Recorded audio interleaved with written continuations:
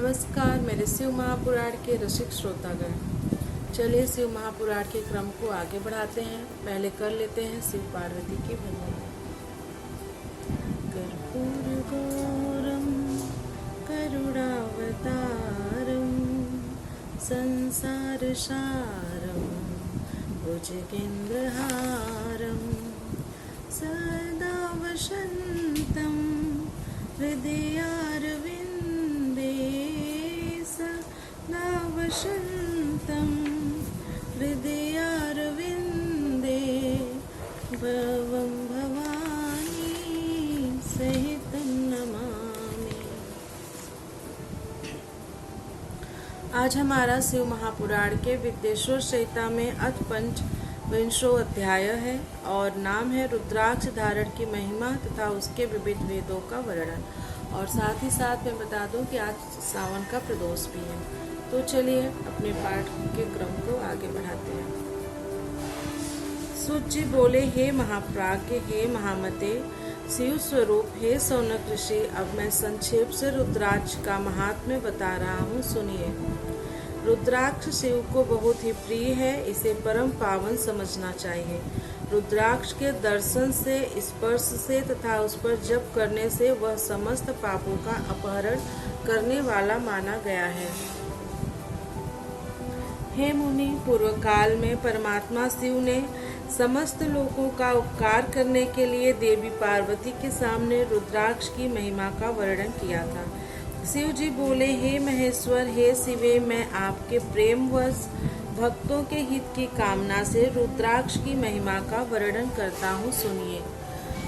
हे महेशानी, पूर्व काल की बात है, मैं मन को संयम में रखकर हजारों दिव्य वर्षों तक घोर तपस्या में लगा रहा। हे परमेश्वरी, मैं संपूर्ण लोगों का उपकार करने वाला स्वतंत्र परमेश्वर हूँ। एक दिन सहसा मेरा मन क्षुब्ध हो उठा, अतः उस समय मैंने लीलावशी अपने दोनों नेत्र खोले।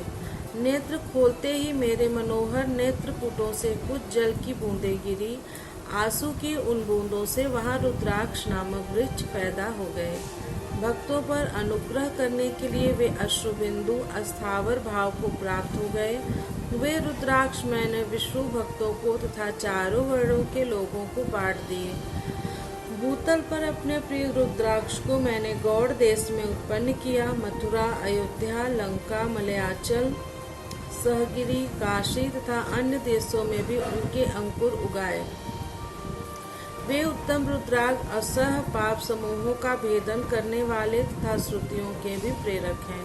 मेरी आज्ञा से वे रुद्राक्ष ब्राह्मण, क्षत्रिय, वैश्य तथा शूद्र जाति के भेद से इस भूतल पर प्रकट हुए।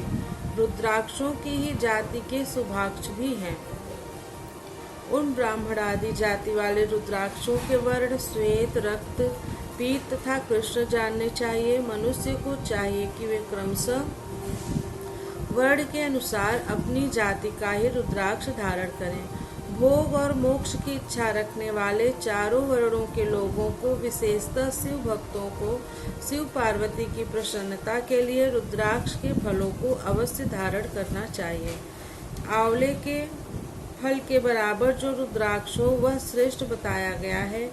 जो बेर के फल के बराबर हो उसे मध्यम श्रेणी का कहा गया है। जो चने के बराबर हो उसकी गणना निम्न कोटि में की गई है। हे पार्वती, अब इसकी उत्तमता को परखने की यह दूसरी प्रक्रिया भक्तों की हित कामना से बताई जाती है, अतः आप भली भांति प्रेम पूर्वक इस विषय को सुनिए।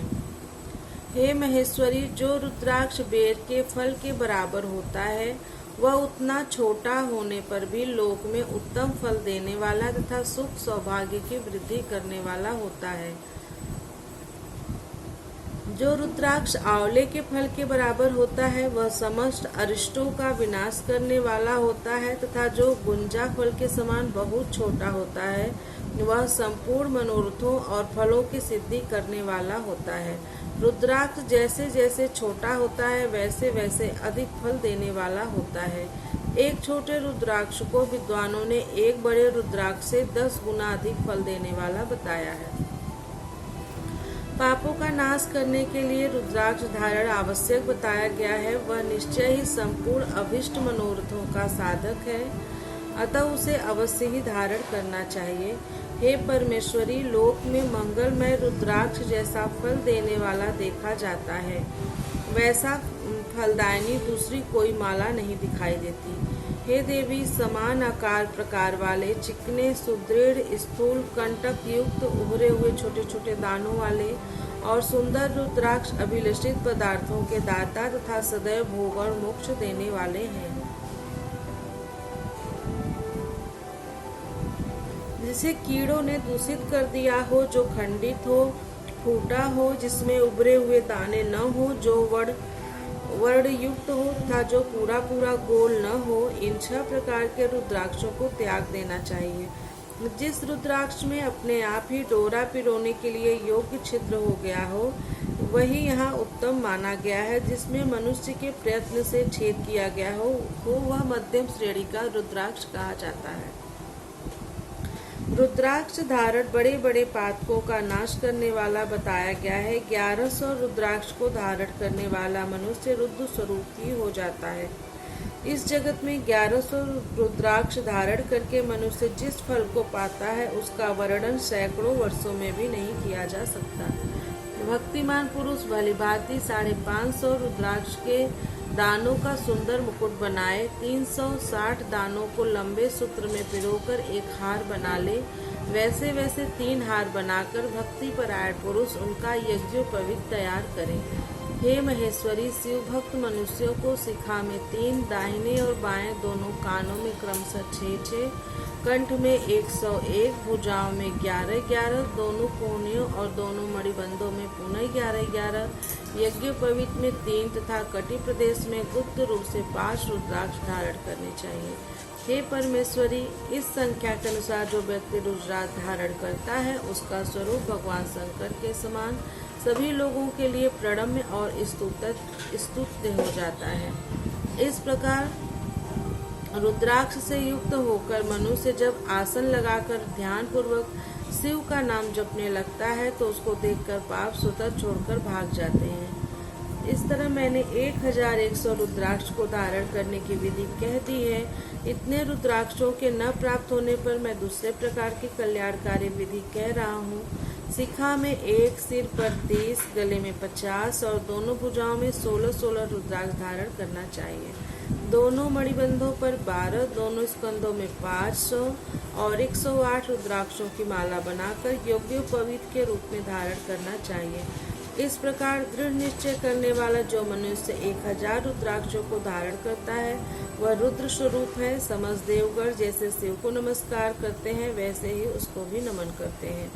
शिखा में 1, मस्तक पर 40, कंठ प्रदेश में 32, वक्षस्थल पर 108, प्रत्येक कान में 1, भुजबंध में 6 या 16, दोनों हाथों में उनका दुगना अथवा हे मुनीश्वर, प्रीतिपूर्वक जितनी इच्छा हो उतने रुद्राक्षों को धारण करनी चाहिए। ऐसा जो करता है वह शिव भक्त सभी लोगों के लिए शिव के समान पूजनीय, वंदनीय और बार बार दर्शन के योग्य हो जाता है।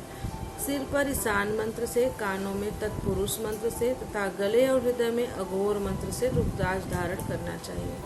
विद्वान पुरुष दोनों हाथों में अघोर बीज मंत्र से रुद्राक्ष धारण करें और उदर पर वामदेव मंत्र से 15 रुद्राक्षों द्वारा गुथी हुई माला धारण करें। सद्योजात आदि 5 ब्रह्म मंत्रों तथा अंग मंत्रों के द्वारा रुद्राक्ष की 3, 5 या 7 मालाएं धारण करें अथवा मूल मंत्र नमः शिवाय से ही समस्त रुद्राक्षों को धारण कर लें।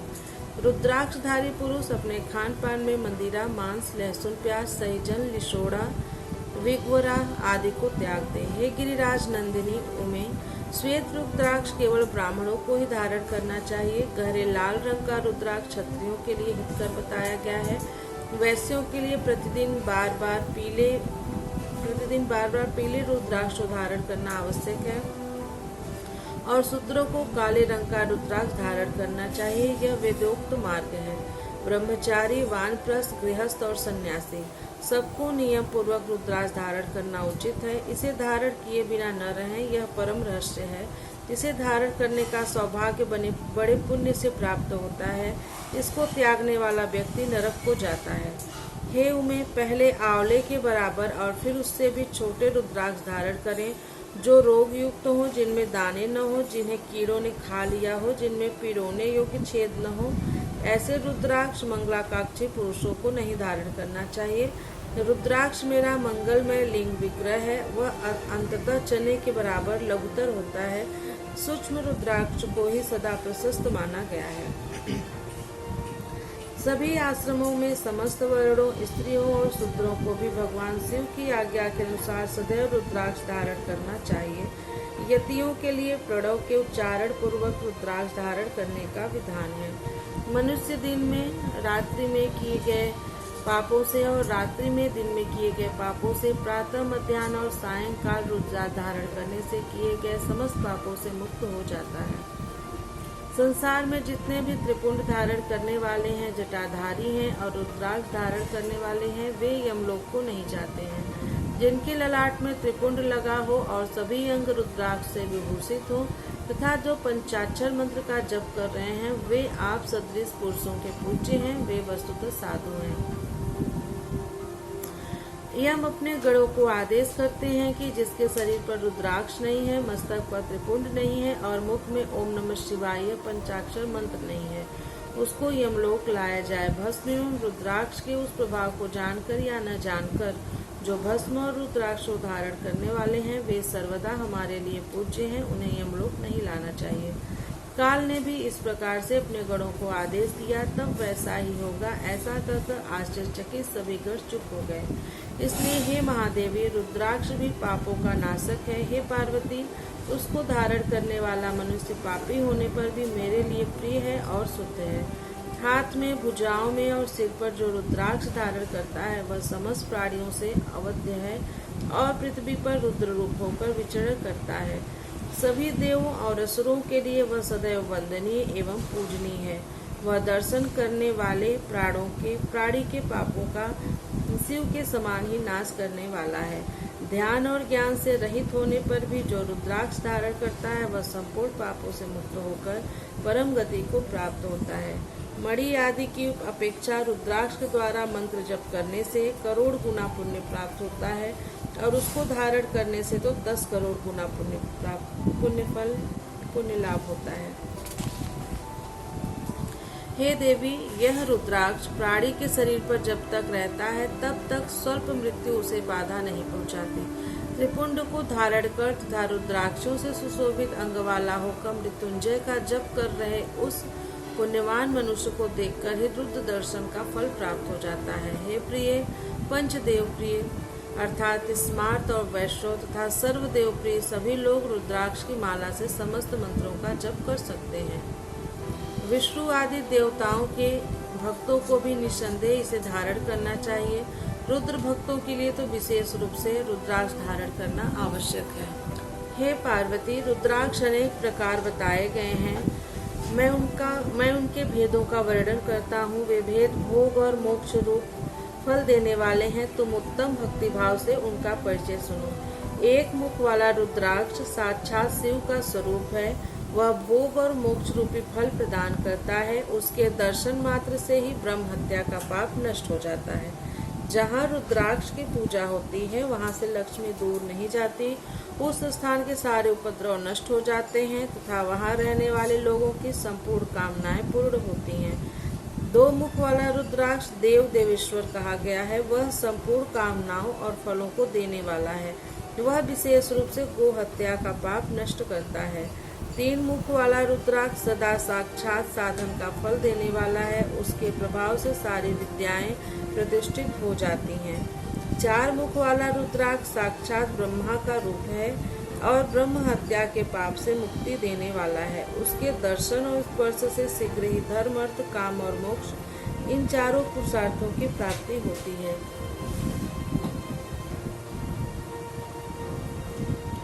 5 मुख वाला रुद्राक्ष साक्षात कालाग्नि रुद्र रूप है।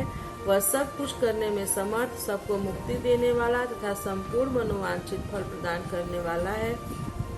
वह पंचमुख रुद्राक्ष अगम्या स्त्री के साथ गमन और पापान भक्षण से उत्पन्न समस्त पापों को दूर कर देता है।